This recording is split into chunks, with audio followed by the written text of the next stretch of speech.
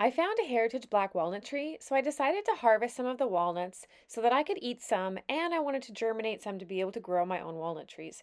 Today I'm going to show you how I did it all, how to dehusk, how to clean, how to germinate them, and the easiest way to crack open those black walnuts to be able to eat the meat inside.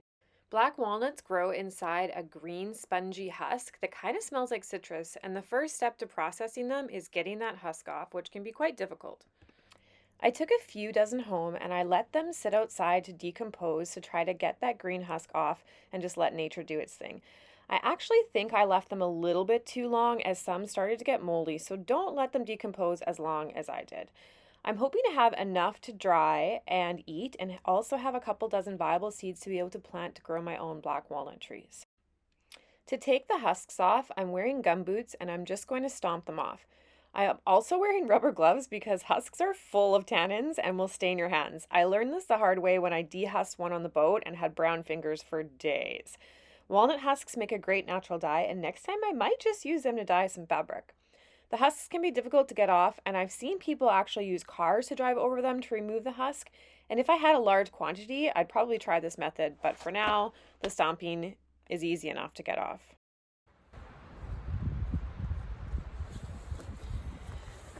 Okay, so the next thing I'm going to do is I'm going to put them in a bigger bucket. I'm going to add some water, and I'm going to add this little thingy that I got for my for my drill to agitate the water to clean them. Okay, so this is just like a paint mixer, agitator, drywall thingy, whatever you can buy that extends onto your drill. And I actually bought this to use to make clay slip for my cob oven, which I promise I am going to finish one day, but I have not. So stay tuned for a video of my cob pizza oven.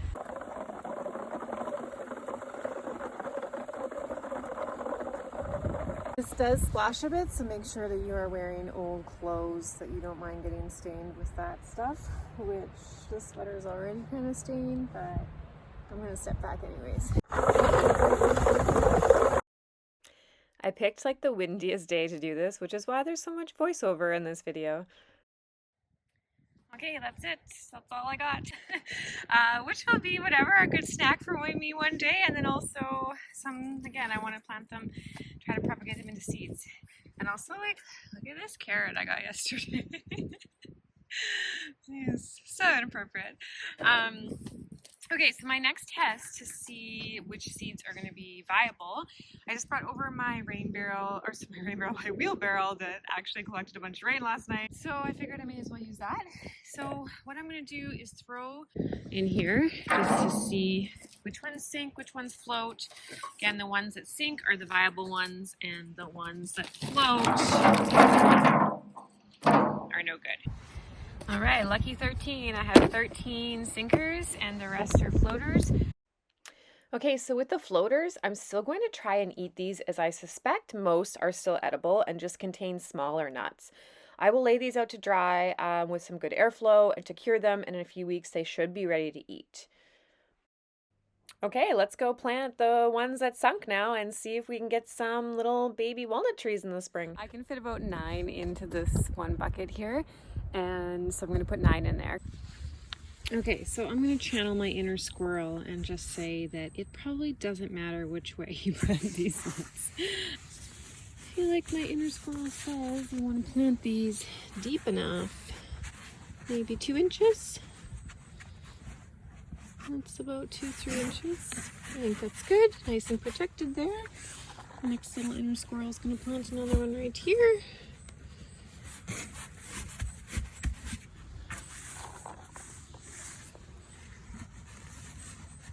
Yeah, I think 9 is probably okay in this bin. I mean, I'm going to transplant them as soon as they start to sprout. And ideally, like, this is just for winter stratification and germination. So, like, don't overthink it. Classic. I'm just using my native soil, which is basically sandy gravel that I've like screened out, and I'm mixing it a little bit with some leaf mold and some compost to fluff it up a little bit. This bin has drainage holes in it already, and I'm going to cover it with hardware cloth to keep any squirrels out. I planted the last 4 in a pot and just reused the potting soil that was already in there. now I'll just let nature do her thing, and hopefully I'll have a bunch of walnuts, little seedlings to plant come spring. Okay, so it's been a couple weeks, actually about a month, and my walnuts have dried. And I've actually already cracked open a couple just to see. So these ones here, and I kind of had the feeling that this is what's going to happen, is that I picked the ones that floated, and the ones that floated don't mean that they don't have like enough meat inside to be able to grow the seeds from. That's why the other ones that sunk are the ones that I planted. So these, I kind of had a suspicion, like I was like, oh, I'll just save them and eat them. And I'm like, no, they're probably going to have only like half a walnut, or they're not going to be as full as expected. And I was right. So I did crack open, and there is meat in here to eat. So I think they just like weren't as healthy of walnuts. Now I watched like so many YouTube videos on how to crack walnuts, and everybody just like takes a hammer and just smashes them, which I think is like super wasteful, because then you're picking apart all of the little like shell pieces out of the meat, and it just seems to me like way too time consuming. But these are notorious for black walnuts for being notorious for being hard to crack. So anyways, I found on online that if you can see there's a crack already in this. If you let them dry enough, they will form their own kind of crack, and then that's kind of just the leverage point that you need to be able to then crack them. So with a knife, a pocket knife, I think there's something called a nut pick, which is more old school, I think, that you can kind of dig in there. But I found that just with, I should tilt this so you guys can see. Oh. So I've got a board down here, and my tip of my knife is in my nut, and I'm just going to slowly tap it.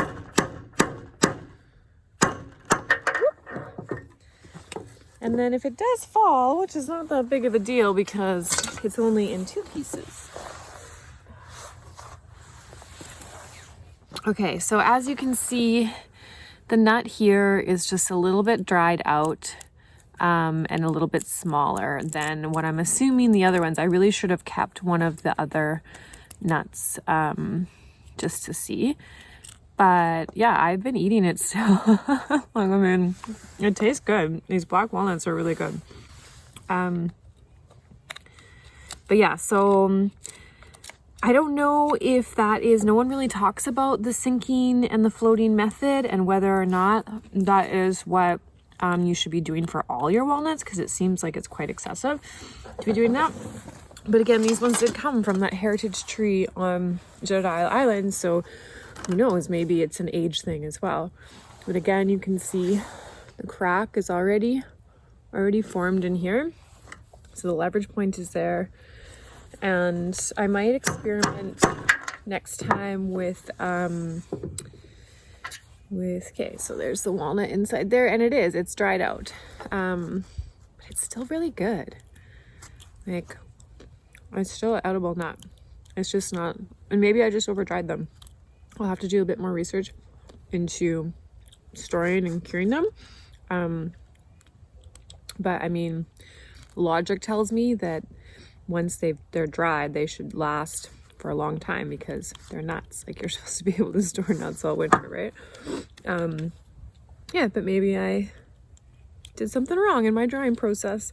But anyways, even these little morsel pieces, like, I don't know if I've ever had a black walnut before until just recently, because these are not like the English ones that you get in the store, I think they're called.